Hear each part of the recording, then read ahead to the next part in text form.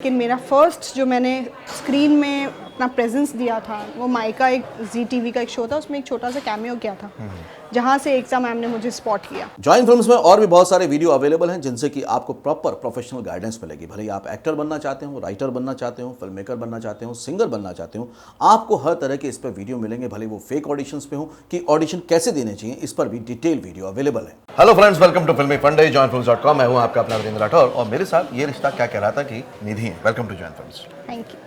ये रिश्ता क्या कहलाता है, ये रिश्ता बहुत सालों से कहला रहा है। कितने साल हो गए? मुझे शो में आए हुए 10 साल हो गए हैं। सो मेरे लिए रिश्ता असली में बहुत कुछ कहलाता है। और अभी जो इसका एक छोटा सा और बेबी आ गया है, ये रिश्ते प्यार के।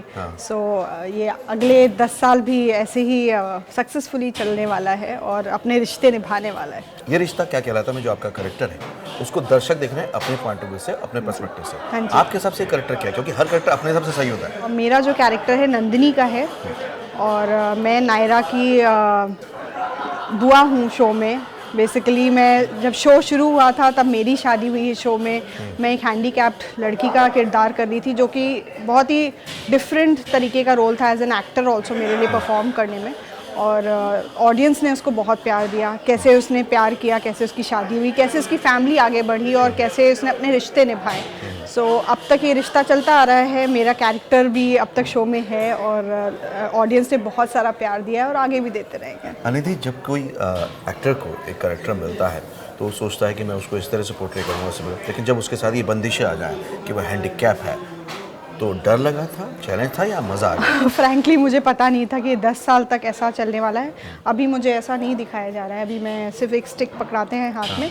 बट ऑब्वियसली स्टार्टिंग में जब था तो मेरे लिए बहुत बड़ा चैलेंज था, बिकॉज आपकी बॉडी लैंग्वेज जो होती है वो दोनों हाथ से होती है। आप एक स्टिक पकड़े हो या किसी भी तरीके से और लोगों की तरह आप डांस नहीं कर सकते। इमोट करने के लिए आपको बॉडी लैंग्वेज की बहुत ज़रूरत हो, तो वो धीरे धीरे करते हुए आई और इतनी रियलिस्टिक हो गई कि लोगों को लगता था मैं सच में हैंडीकैप हूँ। सो बट ठीक है, वो एक स्पेशल चीज़ थी जो जिसने मुझे एक बहुत ही अलग तरीके की आइडेंटिटी दी है, मेरे कैरेक्टर को एक बहुत स्पेशल दर्जा दिया है। तो आपका एक्टिंग का जो करियर है वो कब से शुरू हुआ है?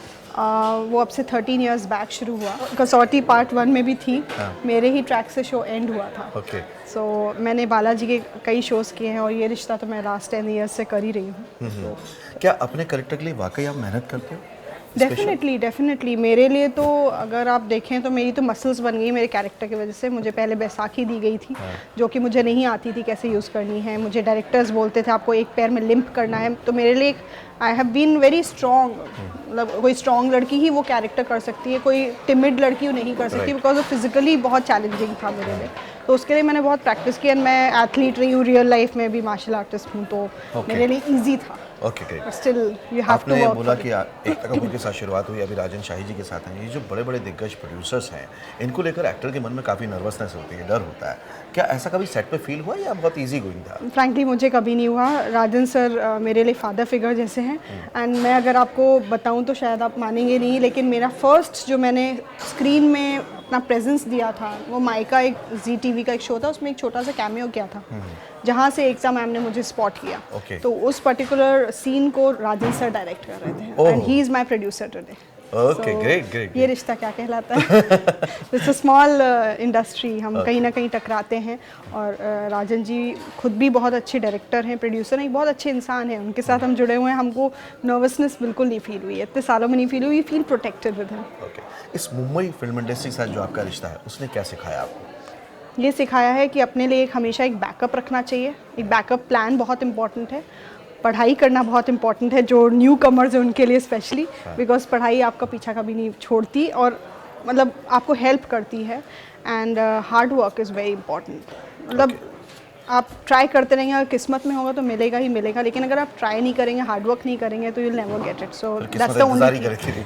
किस्मत भी बहुत इंपॉर्टेंट है। कई लोग हैं जो सालों साल मेहनत करते रहते हैं, उनको फर्स्ट ब्रेक नहीं मिलता। और कई लोग हैं, I was also one of the lucky ones की जिसकी स्क्रीन में शक्ल देख के चूज़ कर लिया गया। तो ऐसे कम लोग होते हैं, but I still thank my stars but for Nidhi, मैं यहाँ पे थोड़ा सा आपको रुकूंगा कि आपकी शक्ल देख के आपको नहीं लिया होगा, कहीं ना कहीं आपका काम देख के लिया होगा। हाँ डेफिनेटली, मतलब स्क्रीन प्रेजेंस की हाँ, बात कर रही हूँ। presence की बात स्क्रीन प्रेजेंस में मैंने जो भी जैसा भी अपने आप को पोर्ट्रे किया उस कैरेक्टर में, वो मेरा काम, मैं बहुत नई थी, मुझे आता नहीं था। मैं जैसे आपसे बात करी, मैं अब भी ऐसी एक्टिंग करती हूँ, तो मेरी एक्टिंग बिल्कुल नेचुरल आती है। तो natural मैंने acting एक्टिंग बहुत कभी ज़रूरी है। सीखी नहीं है, ना मैंने कोई कोर्स किया है, तो जो भी धीरे धीरे कर करके सीखा है। एंड सबसे इम्पॉर्टेंट चीज़ as an actor I feel are auditions. हाँ हाँ। और ये रिश्ता से पहले मैंने 150 ऑडिशंस दिए हैं। कितने? 150 इसी सीरियल के लिए? ये रिश्ता से पहले।